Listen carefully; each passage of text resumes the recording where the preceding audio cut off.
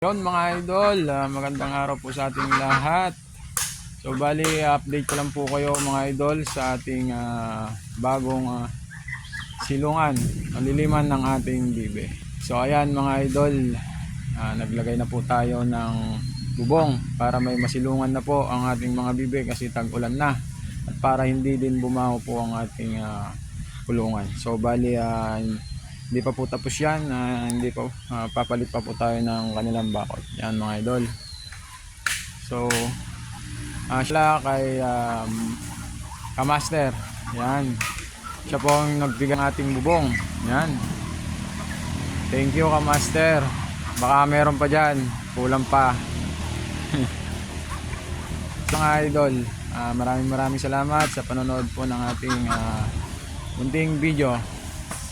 So para sa updated videos, please like, follow, and share po ng ating page. So yan po mga idol, maraming salamat at uulan na. So ayan mga idol, maraming salamat and God bless.